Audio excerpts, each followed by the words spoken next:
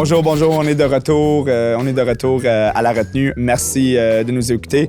Écoute, aujourd'hui, on parle d'investissement immobilier. Et ça, c'est un sujet qui est important pour moi, naturellement. Je travaille dans l'immobilier ou dans le financement immobilier, financement hypothécaire depuis des années. Je détiens des immeubles. Et souvent, je rencontre des gens qui veulent investir en immobilier, qui veulent commencer, ne savent pas où commencer. Ils font partie de certains groupes qui leur coachent. On va parler de ça, on a des opinions là-dessus. Mais aujourd'hui, je reçois quelqu'un quand même assez incroyable qui va parler qui va parler de sa situation, qui va parler de son cheminement. Il a écrit un livre aussi. Donc, je vous présente Alexandre Carboni. Yes. Merci Alex d'être là. Ça fait plaisir, j'ai très hâte.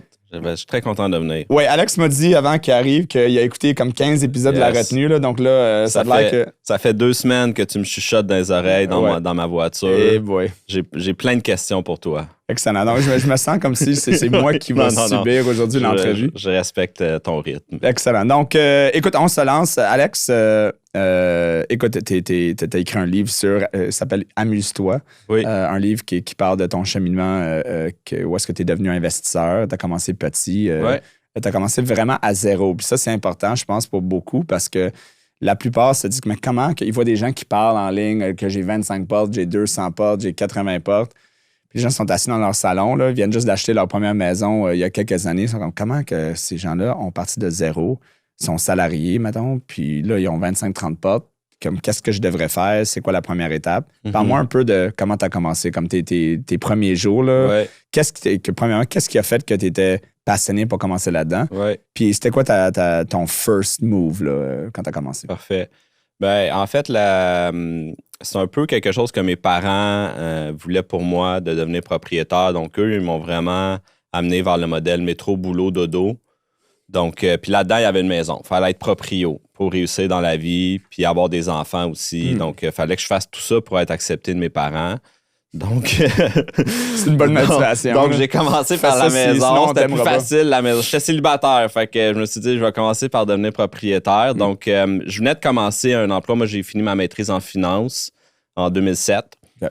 Puis, donc, j'avais un bon emploi dans une grande institution financière à Montréal. Par contre, j'avais pas d'argent de côté. Okay. Puis, donc, je me suis dit, ça allait me prendre des partenaires pour acheter. Je vivais tout seul en appartement. C'était un peu plate aussi. Je suis un gars de gang.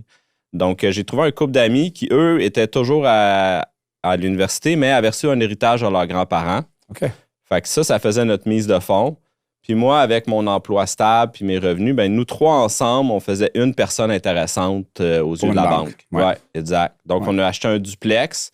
Avec ça, moi, j'ai amené juste 9 000 sur la transaction pour payer la taxe de bienvenue puis quelques travaux. Puis c'est mes parents qui me l'ont prêté. OK. Eux, ils ont fourni le reste. Donc, j'ai pris le 2e étage où je vivais seul. Puis eux, ils ont pris le... Donc, vraiment, occupant. On a acheté un duplex, occupation double. OK. C'est bon. Donc, mais c'est un bon point parce que la plupart des gens qui ne sont pas propriétaires se demandent, je devrais-tu commencer par acheter quelque chose que j'habite dedans? Ouais. Je devrais-tu commencer par un locatif? Mon expérience à moi, c'est que commence par acheter quelque chose que tu peux vivre dedans. C'est sûr. Ramasse un peu d'équité. Ouais. Puis là, utilise ça comme trampolin, si on veut, trampoline, pour aller à la prochaine étape. Donc, c'est pas mal un peu ce qui est arrivé. Ici, l'idée, c'était... j'avais aucune stratégie d'enrichissement ou c'était juste devenir propriétaire, check. Je savais pas trop dans quoi je m'embarquais. Par contre, après, là, ce qui est arrivé, c'est que j'ai rencontré ma conjointe d'aujourd'hui. Donc, là, moi, j'avais cet immeuble-là. Ça ne convenait pas vraiment à moi et ma conjointe. Donc, là, j'ai dit, parfait, je vais vendre cet immeuble-là, puis je vais en acheter un duplex avec elle. Puis là, je voulais la stratégie d'un duplex propriétaire occupant. Okay. Je pense que c'est la meilleure façon de commencer avec du locatif. Parce que là, dans ma première acquisition, je n'ai pas de locataire. J'ai donc aucun bénéfice fiscal. Il n'y a pas de manœuvre qu'on peut faire avec ça. Là, j'ai juste un condo comme tout le monde. Puis, mais au moins, tu t'habitues à être propriétaire. Je m'habitue, je me familiarise. Ma première hypothèque, mon premier partenariat. Tu gères ça. Exactement, quelques petites rénaux par-ci et là. Fait que c'est une bonne façon de commencer. Quand est venu le temps de vendre, moi, je me suis dit, c'est facile, on vend l'immeuble. Mais là, mon couple d'amis, eux, ils n'ont toujours pas de revenus, fait qu'ils ne peuvent pas me racheter. Puis eux, ils n'ont pas vraiment les moyens de racheter d'autres choses. Ouais. Fait qu'ils m'ont dit, c'est un des challenges de fait que là, ils m'ont dit, non, on ne vend pas l'immeuble. Fait que là, j'étais là, qu'est-ce que je fais d'abord si moi je veux m'en aller ou acheter de quoi avec ma blonde? Fait que ça a été un premier partenariat. Comment tu non, mais c'est un bon point, là, parce que les partenariats, il faut penser à. Ouais. C'est souvent les gens pensent de l'entrée, mais ne pensent pas de la sortie. Non, ben dans ma tête, le plan de sortie était clair. On vend, puis on passe à autre chose. Eux autres ne voulaient pas vendre. Comment tu t'es arrangé? Puis ils ne pouvaient pas me racheter. Fait que ça a revolé. Il y a eu beaucoup d'émotions. Pour finalement arriver à une solution que je suis quand même fier aujourd'hui. On l'a converti en 2 condos divises. Okay. Fait que ça a pris 1 an avec la régie du logement, refaire les cadastres, tout. Fait que là, aujourd'hui, c'est 2 condos divises. Okay. Puis la journée que j'ai passée chez le notaire, je déménageais parce que là, je pouvais le mettre en location. OK, donc là, tu l'as gardé et tu l'as pas vendu. Je l'ai encore aujourd'hui. OK, donc finalement, tu l'as pas vendu, tu l'as mis en location. Oui. Okay. Puis là, j'ai acheté un duplex avec ma conjointe, propriétaire occupant. Puis ça a été là, en 2012, que j'ai eu mes 2 premiers locataires, en fait. Un locataire en haut de chez moi, puis un locataire dans mon condo. OK, donc déjà, là, on a deux unités ici, on veut, exact. 2 portes. 2 portes. Avec celui que tu habites. Exact, que je suis encore là aujourd'hui. OK, intéressant. Donc là, le deuxième que tu as acheté avec ta blonde, parle-moi un peu de cette transaction-là. Ben, lui, là, c'est là que il y a eu des frictions de valeur dans ma famille. Parce que normalement, la stratégie des boomers, c'est de jamais avoir de dette, jamais avoir d'hypothèque. C'est comme ça qu'on réussit dans la vie. Fait que là, il a fallu que j'écarte un peu du modèle de mes parents. Puis là, je leur ai dit, savez-vous quoi, je vais garder mon condo, puis je vais contracter une 2e hypothèque avec la SCHL en plus. Je vais payer la prime de la SCHL pour mettre le moins de mise de fonds possible. Pour le duplex. Ouais. Fait qu'on on a fait un peu des calculs. J'ai mis 10 de mise de fonds. Comme ça, la prime était relativement raisonnable. Puis je pense que l'insulte à l'injure, je leur ai encore emprunté de l'argent là-dessus. Fait qu'eux, ils voulaient que je vende mon condo, que j'aille la plus petite hypothèque possible. Mais là, j'avais remboursé le 9 000. Fait que là, je gagne un peu. Mon track record, il est bon. Okay. Je vais augmenter à 20 000. Ils ont dit oui. Ouais. Fait qu'on a mis 40 000 de mise de fonds à peu près pour le... Puis là, t'as acheté celui-là. Là, j'ai acheté ça. Donc, t'as commencé en 2007? 2009. Mais 2007, c'était le premier ou 2009? 2009. 2007, j'ai gradué des HEC. OK, c'est ça. 2009, le premier achat avec le couple. Ouais. Et l'autre, c'était 2010? 2012. 2012. Ouais. Donc, tu vois, c'est...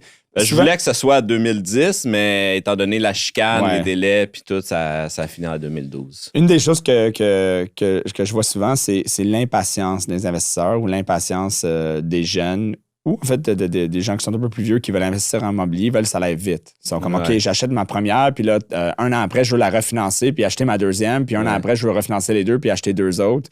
Mais on voit juste pour tes 2 premiers, là, ça a pris 3 ans. Attends le 3e. Et c'était occupant.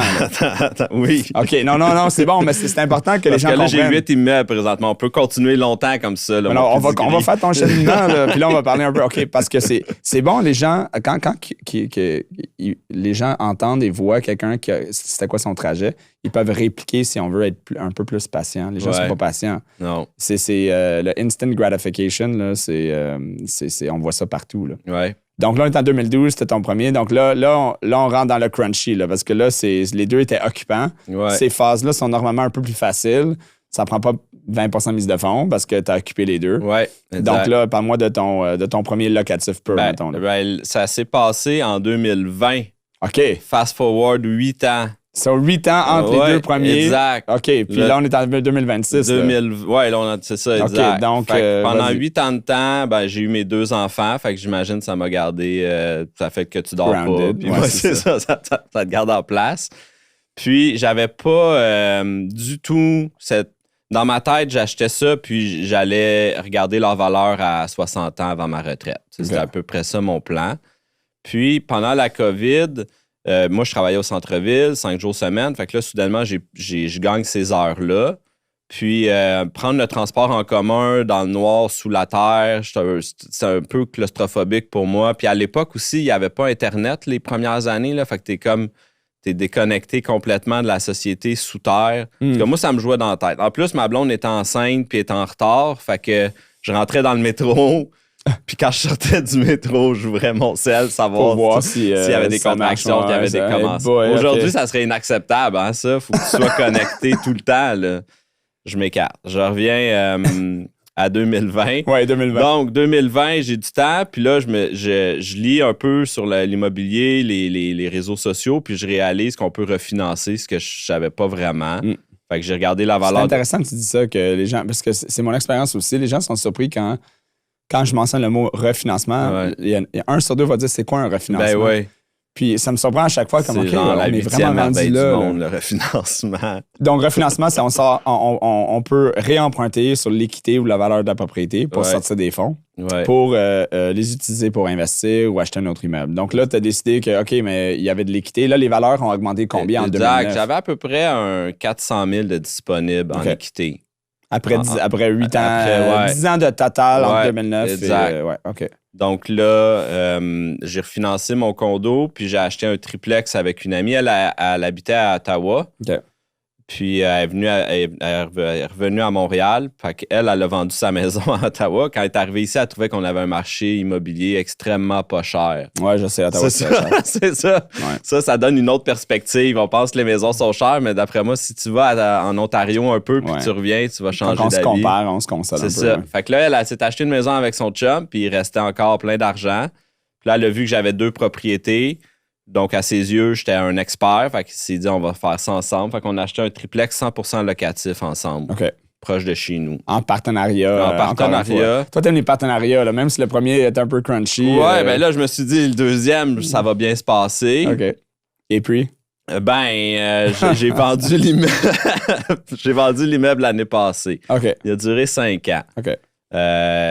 Et ce qui s'est passé dans ce partenariat, ça a été mon premier immeuble 100% locatif. Donc, une expérience là, c'est différent. T'sais. C'est pas un immeuble que tu vas aller vivre dedans. Donc là, tes critères sont différents. Tu n'as pas besoin d'avoir des comptoirs en granit. Tu n'as pas besoin d'avoir des planchers chauffants.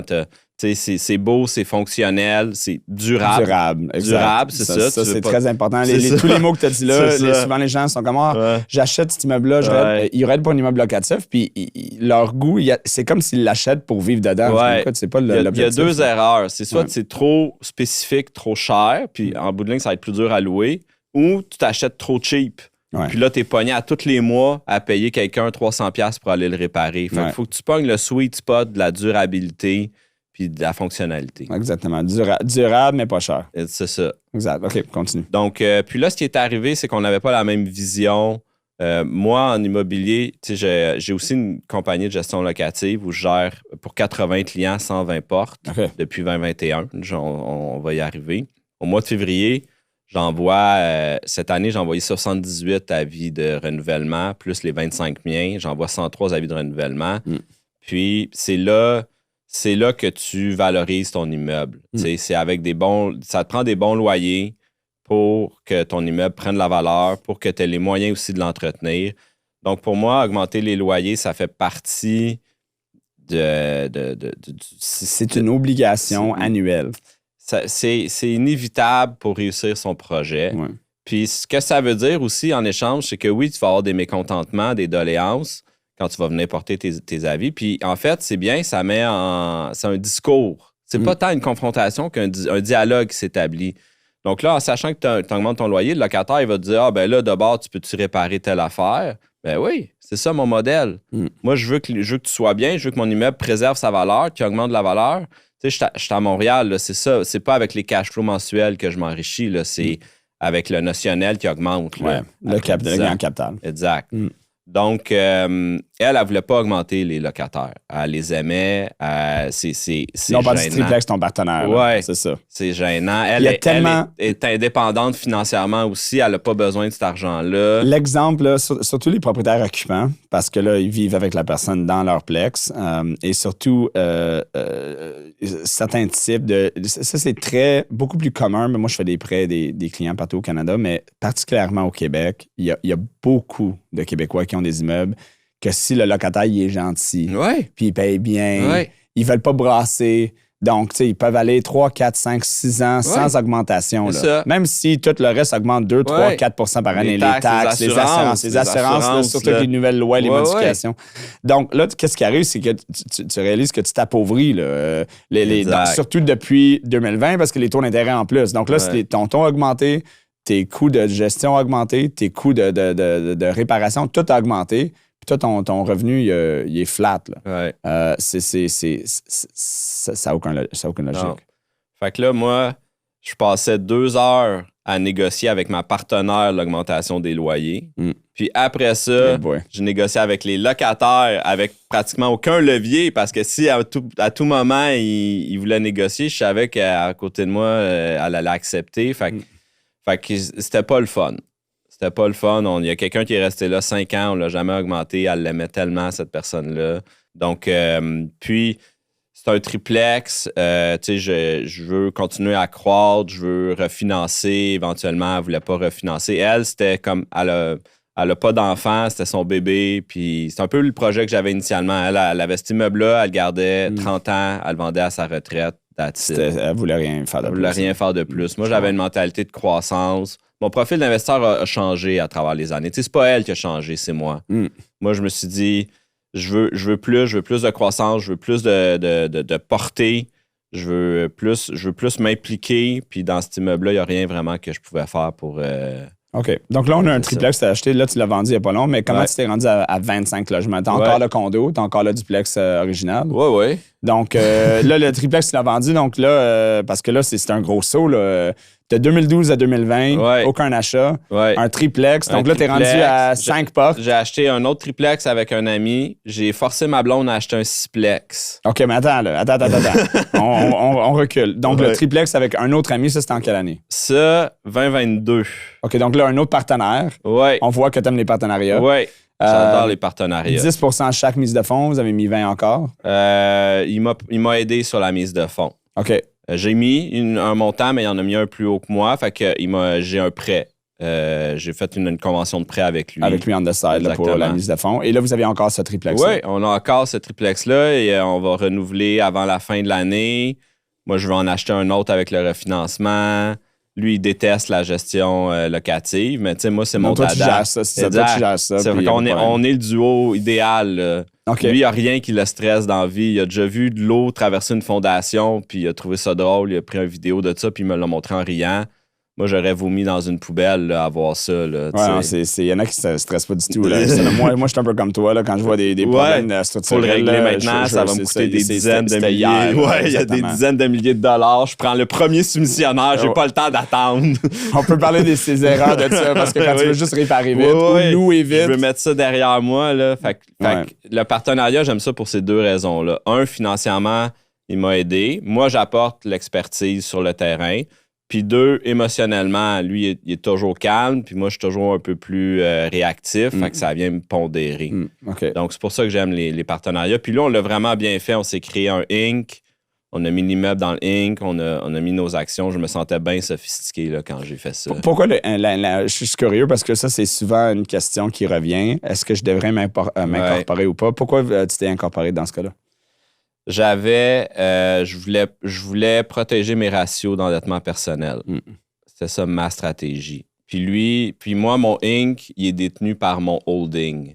OK, mais là, l'incorporation, normalement, ça dépend de la banque, là, mais normalement, pour la plupart, tu co-signes quand même personnellement au niveau de l'hypothèque. Sauf que hier, j'ai fait une demande de prêt hypothécaire, la personne ne voit pas mon hypothèque dans ce Inc.-là. OK, il faut faire très attention parce que ça dépend de la banque. Parce que si la banque, vous avez, juste pour les gens qui nous écoutent, juste parce que vous incorporez et vous mettez le prêt, surtout un triplex dans une incorporation, normalement, c'est votre qualification est basée sur vos revenus personnels ou vos détentions personnelles. Et l'immeuble va quand même apparaître, la dette va quand même apparaître sur vos bureaux de crédit. Donc là, on ne va pas nommer de banque, là, mais je peux probablement deviner 1-2 banques avec laquelle tu peux financer. Ben moi, en tout cas, on m'a jamais demandé mes baux de cet immeuble-là quand je fais des demandes de... Oui, parce qu'il n'apparaît pas sur ton bureau de crédit. Parce que tu as choisi une banque qui ne déclare pas ta signature personnelle sur le bureau de crédit. Universel. C'est pas universel du tout. Ben, j'ai été chanceux. J'avais pas de stratégie. Donc, je pourrais même te dire, c'est pas quelle deviner, mais on va pas le faire là, parce que je veux pas que les gens commencent à... Écrivez-moi en privé pour savoir laquelle. OK, donc, tu as acheté celui-là sur l'incorporation. Et puis, donc, c'était la seule raison pour que... Je voulais, mes ratios, c'était pour protéger mes ratios. Puis, j'avais déjà un immeuble dans un autre Inc. Fait que là, je me suis dit, avec mon holding qui détient tout ça, peut-être que je vais être capable de déplacer de l'argent de l'un à l'autre sans payer d'impôts, en limitant limitant l'exposure. Ouais. OK. Parfait. C'est ça. Donc là, le sixplex, comment tu l'as acheté? Le sixplex. Donc ça, j'ai fait une formation qui dit qu'on peut refinancer. Je regarde les valeurs de notre duplex qu'on a depuis 2012. Fait qu'on avait un 225 000 qu'on pouvait prendre. Puis là, on disait à l'époque, acheter dans le multi, c'était bien mieux. Donc, multi, c'est plus de 5 portes et plus. Fait que là, j'avais juste des petits plex. Fait que là, dans le multi, tu peux optimiser les loyers, tu peux créer des millions facilement. Ouais, fait que facile. Je me suis dit, Facile, c'est qui le cave, je vais faire ça. Fait que je trouve. On est sarcastique en ce moment. Allez-y. Exactement. Ouais. Donc, j'achète un sixplex proche de chez nous dans mon quartier. Moi, je suis à Antique, à Montréal. 20% de mise de fonds, 25%. 25% de mise de fonds. Au personnel. Avec la banque verte, parfait. Effectivement. J'ai moi, je peux deviner les banques juste pendant que les gens parlent. Je pense que j'ai 11 hypothèques. Là, fait que, là, laquelle est avec quelle couleur? Des fois, je me mêle, mais oui, t'as raison, celle-là était verte. Ouais, non. C'est drôle, hein, quand tu as une hypothèque, tu peux découvrir juste avec les stratégies. Tu lis à travers moi. Juste les stratégies. Je sais, celui-là, c'est celle-là. C'est ça. Celui-là, il était avec la rouge, la banque rouge.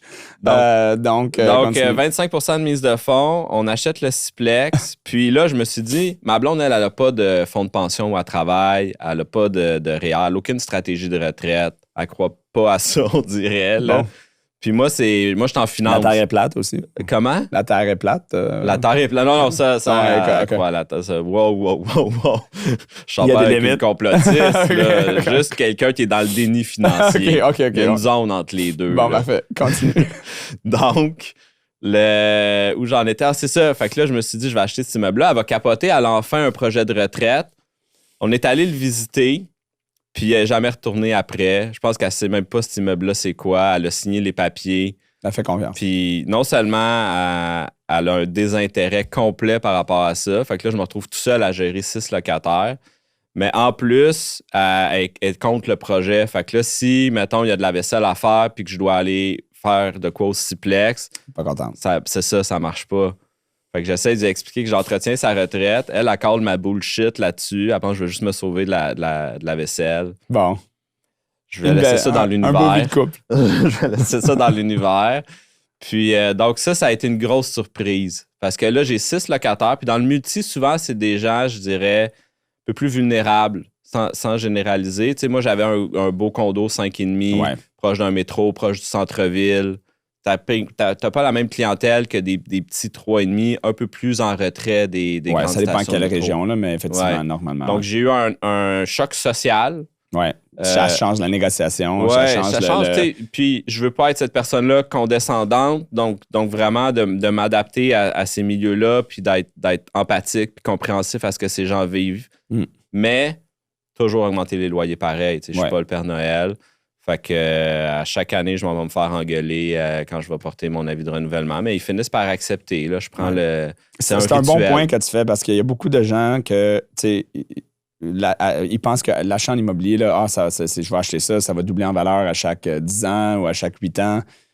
Mais entre ça, même s'il n'y a pas de réparation, puis ça c'est rare, là, qu'il n'y a pas comme tu rentres dans un sol, non, puis il y a quelque chose de structurel qui te brasse, là, puis tu ne dors pas pour 3 jours.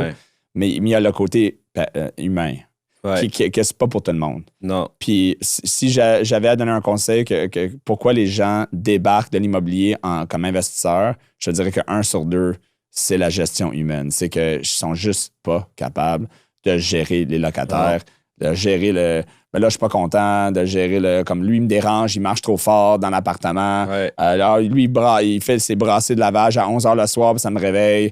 Tu sais, comme moi, j'en parle parce que j'en ai vécu plein, là. Puis il y en a qui sont plus le fun plus complexes que d'autres, mais c'est de comprendre, si tu t'embarques là-dedans, tu deviens vraiment un département de ressources humaines. T'es un RH all the way. Oui, exactement. Donc, puis tu sais, on le voit sur les réseaux sociaux, tous ceux qui vendent leur projet immobilier, ils délèguent la gestion des locataires. Il n'y a personne qui t'encourage à le faire. Là. Comme tu t'achètes l'immeuble, tu donnes les clés à une compagnie de gestion, tu passes au prochain.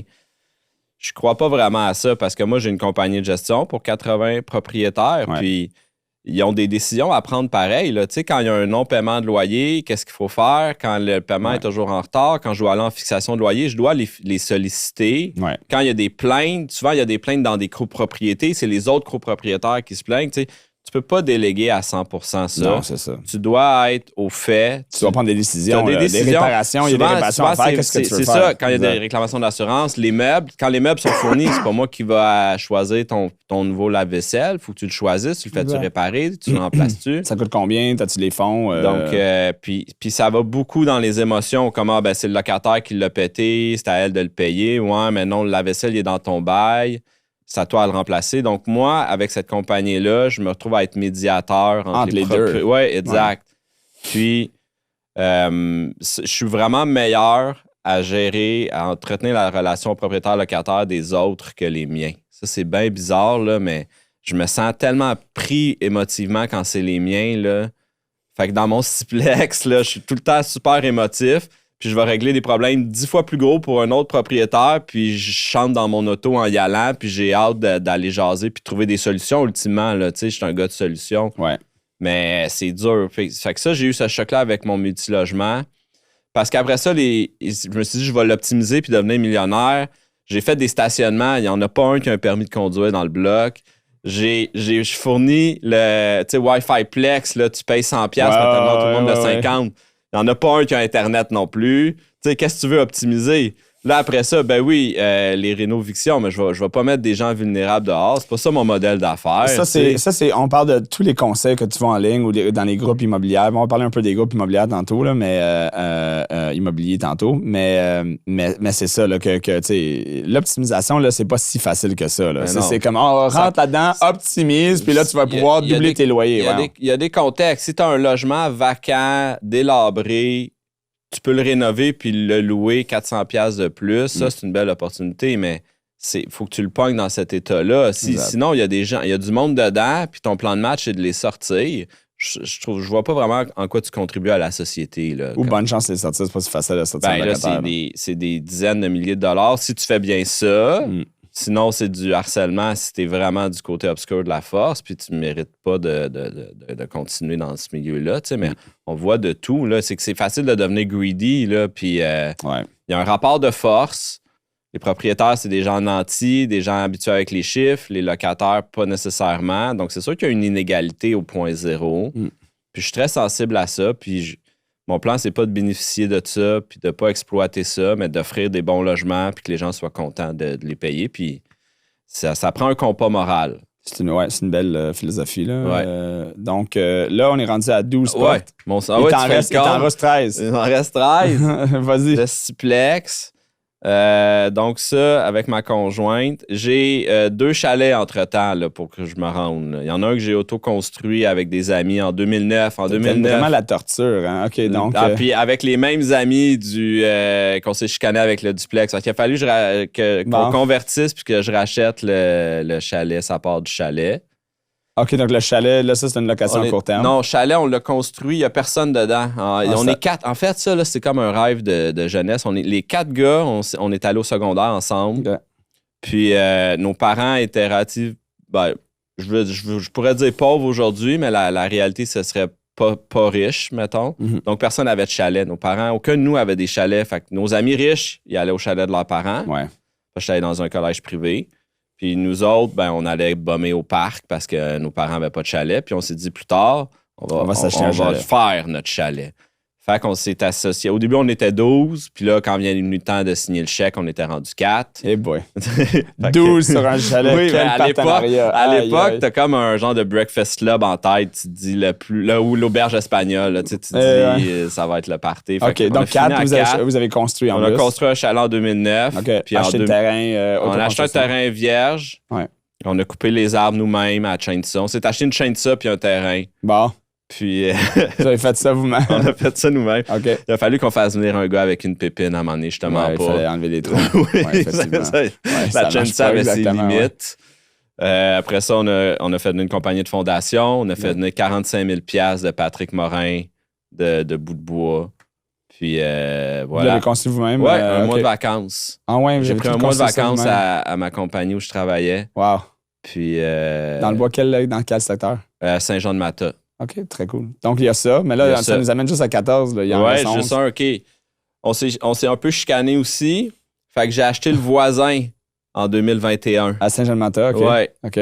Fait que là, c'est +1. Avec ma blonde, ce coup-là. OK, donc là, t'es sorti avec donc là, les autres 3, ils utilisent les autres chalets, puis toi, avec ta blonde, vous êtes des voisins. Exact. Puis quand je suis de bonne humeur, je vais avec eux. OK. Puis quand ça me tente pas, je vais dans Tu peux aller de l'autre côté. Exactement. OK, c'est bon. OK, Boys Club, puis la famille. Exactement. Parfait. OK, t'en restes 10. Il m'en reste 10. On fait le décompte. Non, l'autre, j'ai acheté l'année passée un 4plex. OK. Donc, avec une collègue de travail. Donc là, mon livre est sorti. Toujours en partenariat.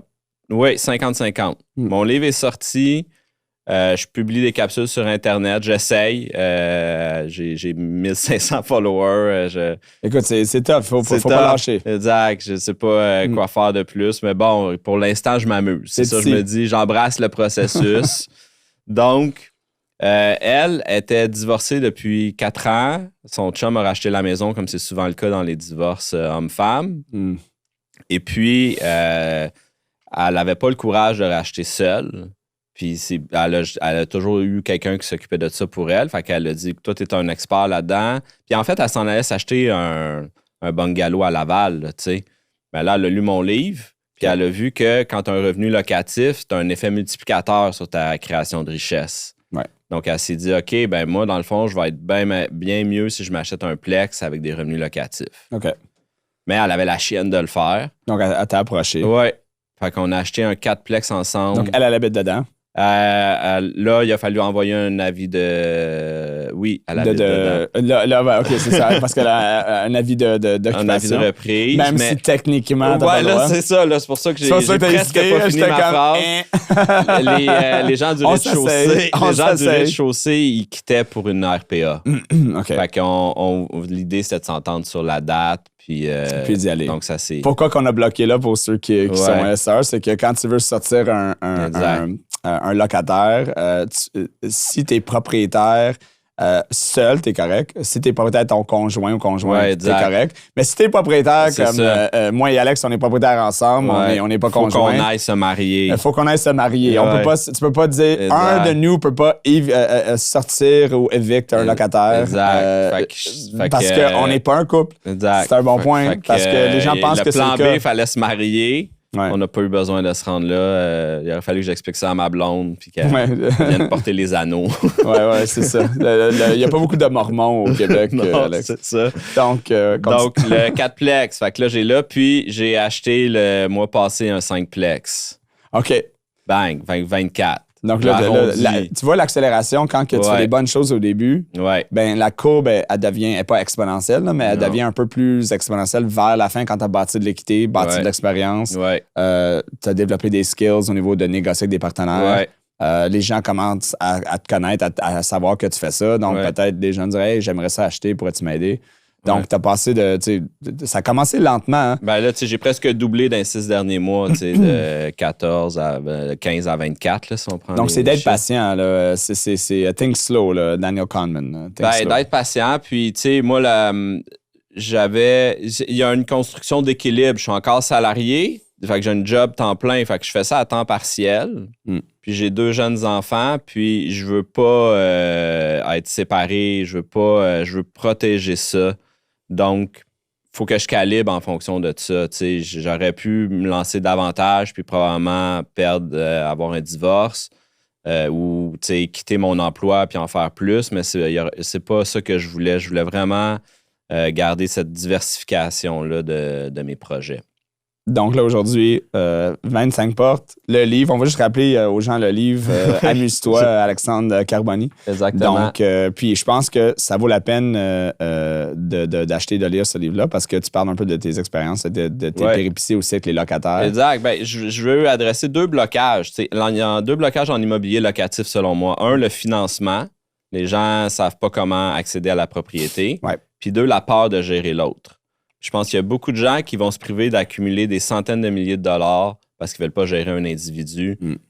La mathématique, elle ne marche pas. C'est une erreur. Donc, c'est pour ça que j'ai mis plusieurs anecdotes techniques, des trucs rigolos, des astuces sur toutes mes relations propriétaires-locataires, comment j'ai eu des belles ententes finalement. Puis sur le terrain, c'est relativement le fun, contrairement à ce qu'on voit à TVA. Non, c'est ça, parce que tu entends juste des histoires d'horreur. Là. Moi, l'anecdote que moi je compte souvent à mes clients, peut-être j'en ai parlé dans un podcast, je suis pas sûr, c'est que... Je vais te le dire si t'en as parlé dans un podcast. Ouais, c'est ça.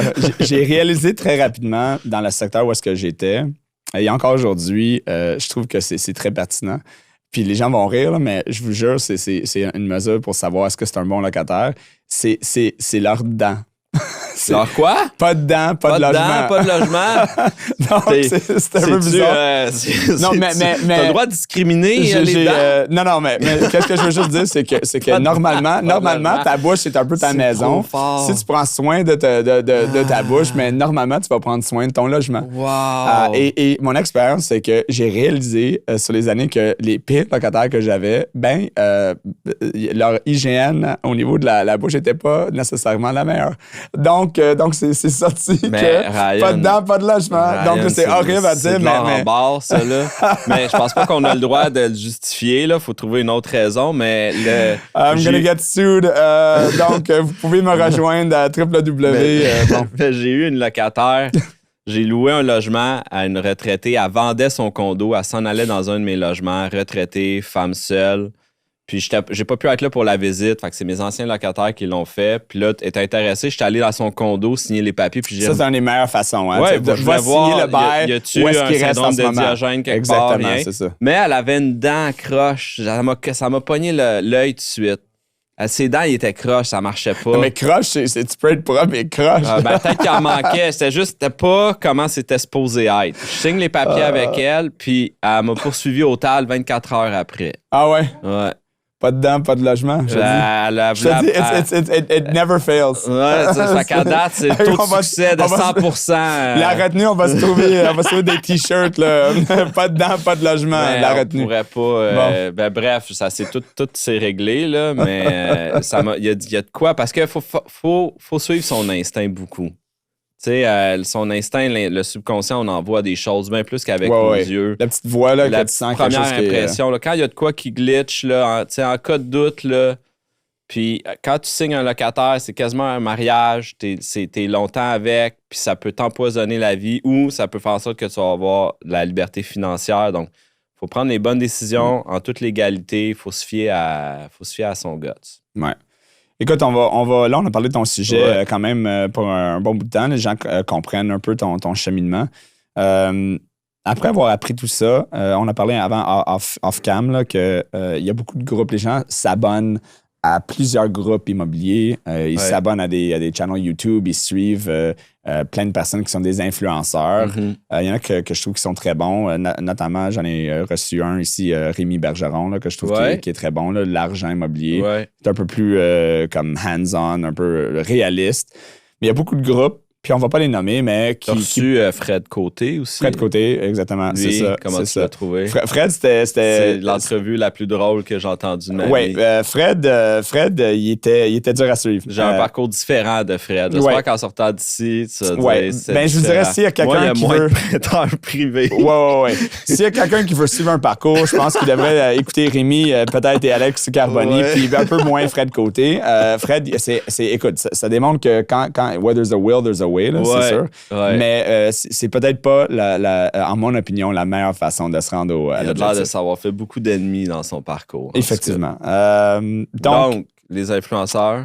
Voilà, donc c'est quoi ton opinion là-dessus? Je sais qu'il y a des groupes qui sont excellents, mais par contre, il y a des conseils des fois que les gens vont payer très cher, puis c'est des conseils qui sont un peu des conseils de tu sais, pour des gens qui sont extrêmement, on va dire ça, riches, qui ont beaucoup d'argent. C'est pas la majorité des gens qui recherchent ou qui sont capables de prendre ces chemins-là pour investir. Pas tout le monde qui a 200, 300, 400 000 $ en épargne qui sont capables de mettre de côté par année.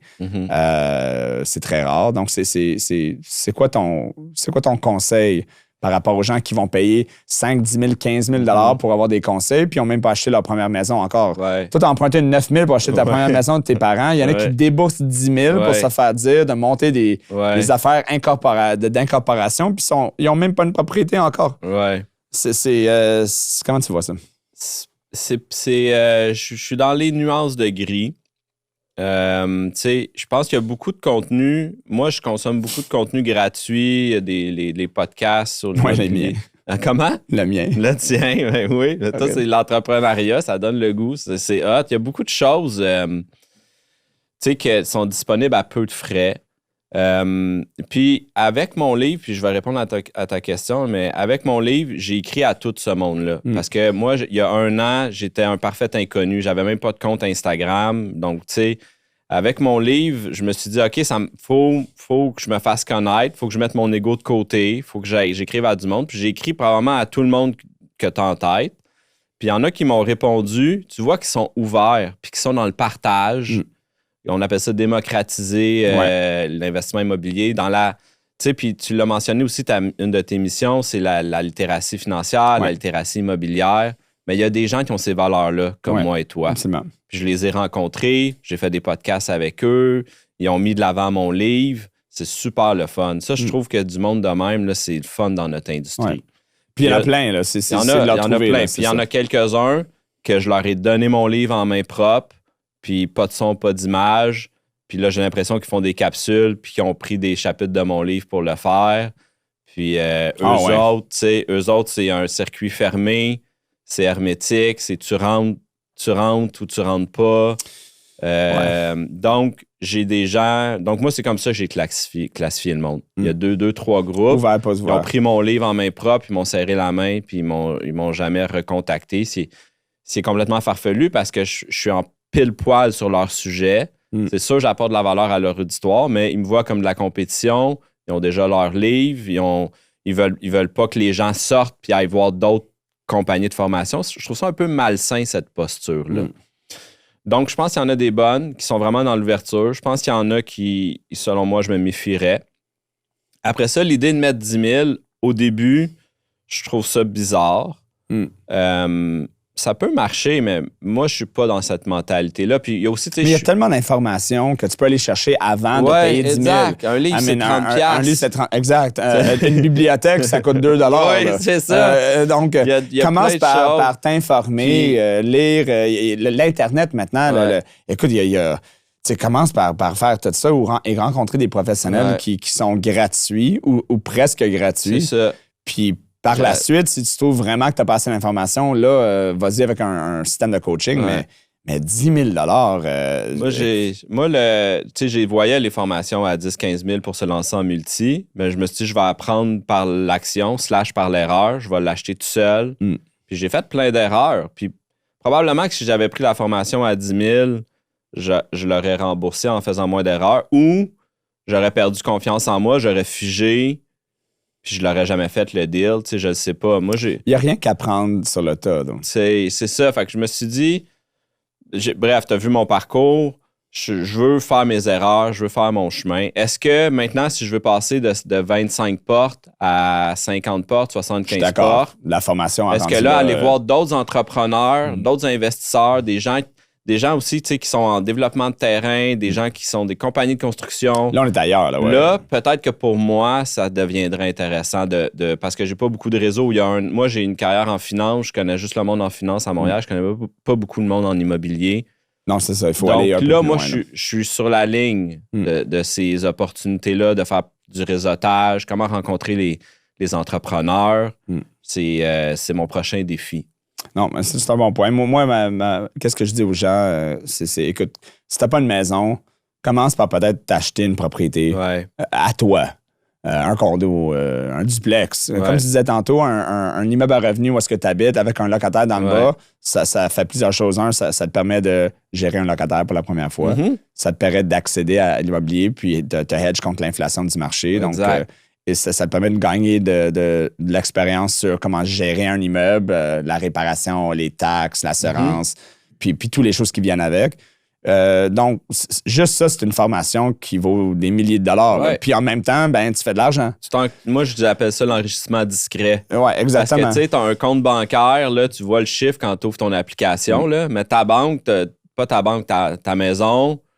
Tu perds des fois de combien qu'elle vaut. Ton seul hypothécaire, je connais pas grand monde qui vont le voir tous les jours. Tu le regardes 5 ans plus tard, as 60 000 de moins sur ton hypothèque. La bâtisse a augmenté de 150 000. C'est ça, fait que tu as créé 210 000. Puis ça, c'est sans faire de transfert dans un compte à l'autre, sans acheter rien. Moi, et tu as gagné combien d'expérience? Ouais. Les paiements, la gestion, la réparation. Juste une affaire de il faut que je refasse ma salle de bain. Là, tu as fait une erreur. Tu as pris le mauvais entrepreneur. Tu as pris la soumission la moins chère. Tu n'es pas allé chercher 3-4 soumissions. Tu apprends des affaires que tu ne veux pas nécessairement faire comme erreur quand tu es dans un locatif pur avec 3 locataires. Là, exact. Moi, je dirais aux gens, commencez par acheter votre propre immeuble. Puis après ça, si vous avez besoin de formation, peut-être considérez-le. De toute manière, vous allez être vastement plus riche avec 210 000 ou plus en valeur versus tu as juste 40 000 dans ton compte, mais pas 10 000, c'est ça, 40 000 là sur une formation. Tu sais, si tu as une compagnie opérante, ce 10 000-là, il est déductible d'impôts. L'es-tu si c'était au personnel avec ton salaire net? Oui. Ouais, tu pourrais le passer. Tu peux le déduire en fait. Ça dépend. Si tu prends une formation, puis ça dépend. Il faut que tu sois capable de prouver que ce montant-là avait une attente raisonnable de générer un revenu. Oui, c'est ça. Donc, le lien peut être direct ou indirect selon ta structure. Donc, ça dépend. Là. Donc, là, on n'est pas des CPA, des fiscalistes aujourd'hui. Non, donc on va mais pas, ça, là, Ryan, je veux que tu saches que j'étais sûr que tu étais fiscaliste. Ah ouais, non. Mais ça s'appelle la retenue. Fait que je pensais genre la retenue d'impôt, la retenue fiscale. Non, c'est juste la retenue à l'école. C'est ça. C'est tannant ou pas tannant. Exact, on sait pas, tu me l'as pas demandé. Puis l'autre, dans ma compagnie de gestion locative, tu m'as fait perdre un client. T'as combien de gestion locative? Oui. Je t'ai fait perdre un client. Ouais. Ça, il sort ça à la fin du podcast. Exactement. Parle-moi de Comment, l'histoire. on est déjà à la fin? Ben il reste. Non, mais parle-moi de ça. C'est du bon. J'ai 80 propriétaires, OK? Puis là, il y en a un qui m'appelle. Il m'a dit... on n'envoie pas de nom, là. Mais j'ai engagé Ryan Lahaye. Tu le connais-tu? Ça me dit de quoi? Il dit, là, je vais faire la manœuvre Smith. Fait que là, moi, ce que je fais pour ce propriétaire-là, je prends ses loyers, je les dépose dans mon compte à moi. Ouais. Puis, j'y redonne ce qui reste après les dépenses puis les frais de gestion. Attends, mais c'est la mise à part de l'argent locatif. Là. Mais allez-y. C'est un dérivé de la manœuvre Smith, mais continue. OK, ben là, il m'a parlé. C'est les mots les gens mélangent ça, là, mais fait que là, il est pas loin. Il dit, Ryan, il veut que tu déposes l'argent dans un compte puis les frais dans un autre. Tu reprennes les frais dans un autre compte. Puis là, j'ai dit, tu vas expliquer à Ryan qu'on a 80 clients, puis que ça marche pour tout le monde comme ça, puis qu'on va pas faire ça différemment pour lui. Fait que là, il m'a envoyé une vidéo YouTube de toi qui explique ça. Fait que cette journée-là, j'ai dit de manger ma salade en t'écoutant parler de... Ben, je pensais que ça s'appelait pas la manœuvre Smith. Ben, la manœuvre Smith... T'as-tu les droits? Oui, moi, j'ai détient les droits nationaux. On a le droit de parler de ça. Oui, exact. OK. on peut parler de la manœuvre Smith, mais cette stratégie-là est un accélérateur de la manœuvre Smith. C'est pas la manœuvre Smith elle-même. Ah, OK. C'est pour ça. Fait que là, lui, il avait 2 condos, plus sa maison. Puis là, j'ai dit, Ryan, il va comprendre, là, faites des comptes, puis tout. Puis une semaine après, il a cancellé son contrat avec nous. Ryan n'était pas content. C'est pas comme ça qu'il fallait faire les choses. Non, moi, je me rappelle même pas de ça. Donc, en fait, il me pogne.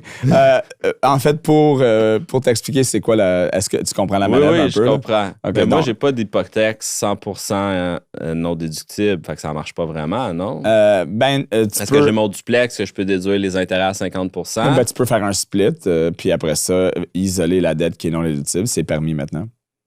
Fait qu'on pourrait se parler plus tard. Okay. Mais essentiellement, pour tous les gens qui nous écoutent, là, on parle de la mise à part de l'argent locatif. Il y a la mise à part de l'argent classique pour tous les travailleurs autonomes non incorporés, où est-ce qu'ils peuvent prendre leurs dépenses, les dépenses de leur business non incorporé, que normalement, ils vont utiliser leur revenu personnel pour le payer. Ouais. Au lieu d'utiliser leur revenu personnel ou les commissions ou l'argent qu'ils font avec leur travail et le mettre directement sur la dépense, ils vont mettre l'argent qui allait aller sur la dépense sur leur hypothèque personnelle. Ça va le réduire, disons, de 5 000. Ouais. Ils vont réemprunter 5 000 de leur marge de crédit, puis ils vont payer la dépense. Ouais. Donc, à cause que quand tu empruntes avec une attente raisonnable de générer des revenus, donc payer des dépenses qui génèrent des revenus, tu peux déduire les intérêts. Donc, l'idée, c'est de faire ça souvent et de convertir ton prêt hypothécaire en dette déductible d'impôt. Donc, pour un travailleur autonome, ça, c'est le plus facile, surtout des courtiers immobiliers ou des gens à commission qui ont peut-être un revenu brut de 200 000, mais dépensent 40, 50, 60 000 par année. 60 000 par année, 5 ans plus tard, c'est 300 000 c'est un prêt de 300 000 dans 5 ans, ton prêt en entier va être déductible d'impôt. Ouais. Donc, par la suite, il est sur une marge, on peut le ramener en prêt hypothécaire. Puis, si tu as un taux marginal de 47 ben, tu as un rabais essentiellement de 47 sur ton taux d'intérêt pour le restant de ta vie. Donc, tout le monde qui est très autonome devrait considérer cette stratégie-là. Tout le monde qui a un immeuble à revenus, c'est la même stratégie. On prend les revenus, on les file dans l'hypothèque. Un immeuble personnel puis un immeuble à revenus. Exact. Oui, ça prend l'immeuble personnel naturellement parce que sinon, tu peux pas convertir quelque chose qui n'existe pas. C'est un bon point. Ouais. Donc, l'immeuble personnel avec la dette non déductible, l'immeuble à revenus avec la dette déductible, qui a des revenus et des dépenses. On fait juste filtrer les revenus d'un bord et on les ressort de l'autre. Et ça convertit un prêt hypothécaire non déductible en dette déductible. Donc, au Québec, pour ceux qui payent beaucoup d'impôts, c'est une stratégie qui est quand même assez intéressante. OK. Fait que, en 2 minutes. Ouais. Donc, voilà. Je t'ai fait perdre un client. J'ai perdu un client qui avait 2 condos. Mais en fait, je trouvais ça fascinant. Puis je me suis dit, on va-tu en perdre d'autres demain? Mais non, c'était le seul que tu m'as volé. Bon, écoute, je ne t'ai pas vraiment volé parce que je fais pas ton travail. C'est juste que, même tu devrais créer une structure. Là, on va avoir un argument. Là. Tu devrais créer une structure qui te permet d'aider les gens à gérer ça. Ça serait plus intéressant. D'aider les gens, de l'offrir un peu. D'offrir la gestion du cash flow de ce secteur-là. Effectivement, on est vraiment concentré sur la gestion locative. Donc, vraiment, toutes les doléances humaines. Fait qu'on est vraiment moins sur l'aspect financier, mais c'est un... Parce que la seule chose qui change, c'est parce que vous payez les dépenses. C'est vous qui gérez les dépenses directement. Nous, on gère les dépenses. Puis comme moi, je suis en finance, le risque de contrepartie, ça m'est très cher. Donc, j'aime ça être sûr d'avoir l'argent. Mais tu sais quoi, je vais te régler ton problème tout de suite. C'est tellement facile. Mettons le loyer qui est 4 000 Au lieu que tu collectes le loyer directement des locataires, tu vas collecter le loyer directement du propriétaire. Le même montant, lui, va te l'envoyer puis tu paies les dépenses dans un compte attitré. C'est juste que les loyers vont juste aller directement. J'aurais dû t'appeler après avoir mangé ma salade en écoutant ton vidéo. Exactement, ça se travaille très bien. OK. Non, je savais pas que tu avais cette ouverture-là. OK. Puisqu'on est là, as-tu d'autres questions, Alex? Qu'est-ce que j'avais d'autre? Avec... avec Karma Kong. Carmania. Comment? Carman, oui. Carman, oui. Tu parles de Elle Investit. Les gens la connaissent sur Elle Investit. Genre, t'as vécu mon rêve, là. Toi, sur l'heure du souper, t'as reçu 1000 nouveaux followers, là. C'est comme...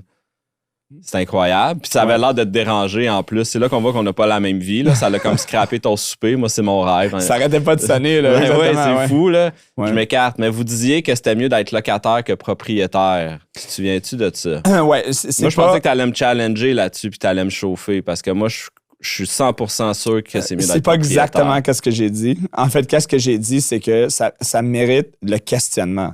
On a une obsession au Canada et surtout au Québec que si t'es pas propriétaire d'un immeuble que tu habites, t'es un peu un failure. Ouais. Aux yeux de mes parents, en tout cas. Aux yeux de tes parents, aux yeux de beaucoup de gens. C'est culturel. Ouais. Et donc, ça dépend de ta situation personnelle, de ta situation de locataire, ça dépend de tes objectifs. C'est pas toujours le meilleur move d'être propriétaire. Ouais. Et ceux qui prétendent que c'est la réponse... En fait, ceux qui prétendent n'importe quoi dans la vie, que c'est toujours oui ou non, là, d'un bord ou d'un autre, je questionne. En réalité, les réponses sont toujours un peu... Ouais. Ça dépend. Okay. Donc, en fait, qu'est-ce que je prône, c'est avant de simplement dire « moi, je veux devenir propriétaire », est-ce que, selon tes objectifs, selon ta capacité financière, ta capacité d'épargne, ta situation sociale, est-ce que c'est une bonne idée? Il y en a plein qui ont un loyer à cause que j'ai des clients que je rencontre. Est-ce que je devrais acheter Ryan? Ils ont un loyer à Montréal en ce moment. Ça fait longtemps. Ils ont pris un bail de quelqu'un d'autre. Ils payent 700 $ pour un 5,5. Ils font un salaire. C'est 2 professionnels qui habitent ensemble dans un 5,5. Ils font 150 000 chacun. Ils sont capables d'épargner un montant incroyable par année, d'investir. Est-ce qu'ils devraient devenir propriétaires occupants? Je sais pas, peut-être pas dans leur cas. Peut-être devraient acheter un locatif. Mais d'être propriétaire occupant, pas tout le temps. Ça dépend. C'est un très bon point. C'est juste de questionner, de dire, mais is it right for me? C'est tout.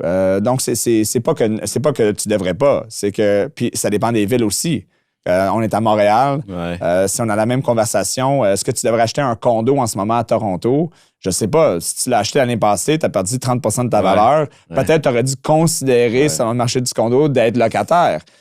So, c'est pas toujours très clair. Donc, la réponse, ma réponse à ça, c'est pense. Think slow. Non, Think slow. Prends Puis ton dans temps. le cas de ton couple, t'as-tu dit un professeur qui fait 150 000 par année, c'est ça que t'as Non, dit? 2 professionnels. 2 professionnels, OK. Ouais, c'est ça. Puis, mais moi, il y a l'aspect libre d'impôt. Tu sais, ta résidence principale, là, je me dis ça, là, tu sais, les grosses maisons qui valent 4 millions, là, eux autres, là, ils font 10 par année, 100 libre d'impôt, là, le résident, la personne qui vit là-dedans, là. Ouais. C'est un genre de paradis fiscal pour les riches. Ouais. Tu sais, si tu t'es deviens pas capable d'acheter quelque chose à 4 propriétaire... millions, mais là, tu parles de 0,02% Ben, ça s'en vient, là. de la Bientôt, je vais avoir population, 25 portes. C'est elle, ma 25e porte. OK, là. Fuck le duplex. Mon Dieu. Bon, ça va bien. OK. Non, mais juste pour l'aspect fiscal, tu sais, Ouais. je trouve qu'il y a tellement d'avantages fiscaux à devenir propriétaire. C'est sûr que là, tu es dans une situation... Mais ça dépend. Oui, tu as c'est pas noir raison, ou blanc. mais Un loyer à 700$. encore là, c'est le paradis fiscal, oui, mais ça dépend à quel moment tu l'achètes. Est-ce que les propriétés de 4 millions, 3 millions aujourd'hui vont continuer à augmenter à la même rythme qu'ils ont augmenté depuis 2010? Ouais. Pas clair. Donc, acheter un immeuble à ton nom personnel à 3 millions, ça veut dire que si tu as une compagnie, tu vas devoir sortir des placements personnels, tu vas devoir payer des impôts personnels. Ouais. Tu vas devoir payer cet immeuble-là, l'hypothèque, cette hypothèque-là, avec de l'argent corporatif que tu vas devoir t'imposer. Donc, est-ce que la charge fiscale or the disposition Ouais. vaut la peine aujourd'hui, sachant que probablement cet immeuble-là de 3 millions, paradis fiscal, va pas valoir 6 millions dans 10 ans, Ouais. va valoir 3,2 millions dans 10 ans. OK. Donc, encore là, ça Ouais. dépend. Très fort. Ça dépend. Ouais. Donc, c'est jamais non ou oui. C'est juste OK. think, my friends. Parfait. Think. Est-ce C'est un que- bon point. Est-ce que j'ai encore du temps pour une dernière Ah oui, question? on s'avait promis que tu avais on s'allait se Non, ben là, challenger. donc on vas-y. en a parlé un peu. Je me questionne. Parmi les influenceurs immobiliers, il y en a un qui met de l'avant d'acheter une police d'assurance. Ouais, on parlait de ça un peu. Puis ils mettent la police d'assurance en collatéral, Yeah. emprunter de l'argent là-dessus, puis la mettre sur un immeuble. Mm. Puis là, ce que je trouvais attrayant de son approche, c'est que là, tu as une police d'assurance qui fait du rendement, Mhm. puis tu as ton immeuble qui fait du rendement, mais avec seulement une mise de fonds uniquement. Donc, c'est comme si ma mise de fonds elle faisait du rendement à 2 endroits. Ouais. Mais ça me paraît trop beau pour être vrai. Je ne l'ai jamais mis en place parce que je ne suis pas encore capable d'attacher tous ces fils-là ensemble, mais je ne suis pas capable de démolir non plus sa théorie. Toi qui es plus proche du milieu, j'aimerais aimer ça avoir ton avis là-dessus. Ben, c'est la même réponse qu'on vient juste de dire. Ça dépend. Là, on parle de infinite banking, le concept d'infinite banking. Et le concept, c'est j'achète une police d'assurance vie avec un cash value. Et ça serait quoi la valeur à peu près pour que ça vaille la peine? Ça, je suis pas un expert d'assurance Non. vie, puis il faut faire attention de ne pas donner des conseils. Sébastien Ah, qui ok. est ici pourrait être mieux anéanti pour ça, là, parce que je suis pas un expert en assurance vie, mais essentiellement, pour la plupart des gens qui n'ont pas nécessairement les moyens de se payer une police de 150, 200, 300 000 ils vont devoir emprunter pour ça. Donc, ça veut dire qu'ils ont une maison. Ok. La vaste majorité des gens qui achètent un immobilier, qui font partie de ces groupes immobiliers-là, leur richesse ou l'argent qu'ils vont utiliser pour acquérir va pas provenir de placements non enregistrés disponibles pour acheter un immeuble. Ok. Ça va provenir de leur maison Liquidité. qui a doublé en valeur Ouais. depuis X montant de temps. Donc, la théorie, c'est que écoute, tu vas prendre ton 200, 300 000 tu vas peut-être te donner un Fait petit... que là, tu as une dette sur ta maison. Tu as une dette sur ta maison de numéro 300 un. 000. Tu utilises ça pour investir dans une police que tu vas avoir une dette et cette police-là va avoir une valeur et tu prends un nouveau prêt. Donc, Ouais, tu as une tes dette double numéro leveragé, 2. dette numéro 2, pour essentiellement contre la valeur de la police pour après ça investir. Tu deviens ton propre banker si tu veux. Mais tu es devenu ton propre banker en utilisant l'argent de ton banker initialement. Ouais. Ça dépend. Est-ce qu'il y a des gens qui ont l'argent pour acheter ces polices-là? Oui, moi, j'en ai des polices qui sont comme ça. Mais c'est après avoir accumulé avec beaucoup de travail et des décennies. J'ai l'air, je dis décennies, mais ça fait quand même plus que 20 ans que je travaille, puis j'ai plusieurs compagnies maintenant. C'est un peu, je vais le dire, du fuck you money. Là, dans le sens que quand tu es rendu que tu te payes une assurance vie de 100 000 ou 200 000 par année, c'est parce que tu es rendu là dans ton organisation de tes finances. Parler de ça à tout le monde, monsieur, madame, tout le monde, là, qui vont écouter ça, vont dire, je vais donner my own banker, là, puis je vais m'acheter une police d'assurance-vie permanente. Puis après ça, leverage ça contre... Ça se peut-tu qu'au Québec, ça c'est pas aussi fluide qu'aux États-Unis? C'est certainement pas moins fluide, mais pas au Québec parce que c'est au niveau national, mais au Canada, c'est certainement plus compliqué aussi. Puis les types de polices que tu vas acheter là-dedans, il y a beaucoup de choses à considérer.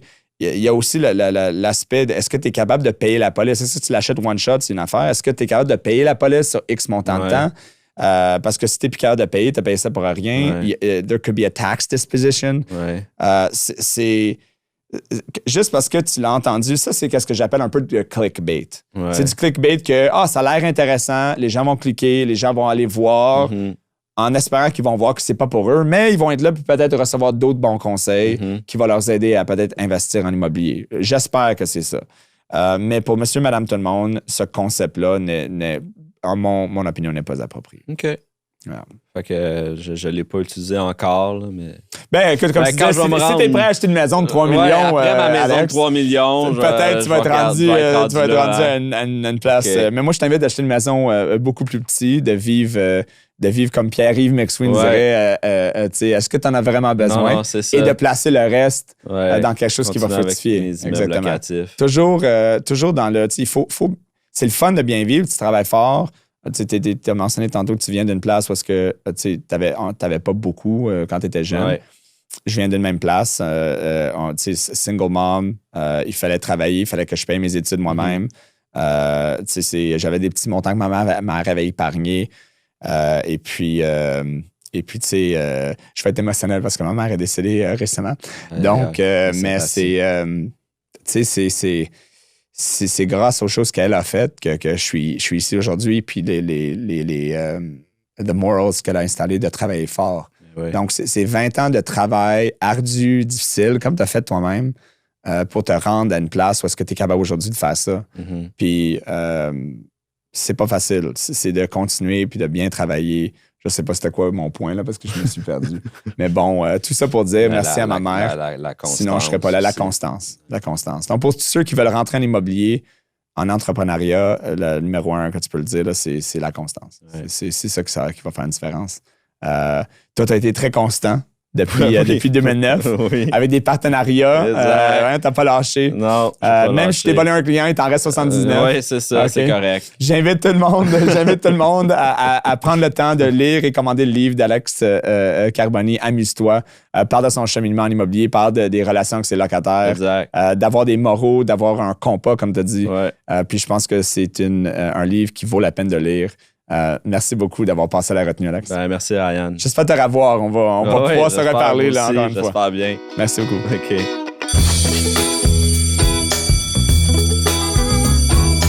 Merci d'avoir été avec nous pour cette retenue.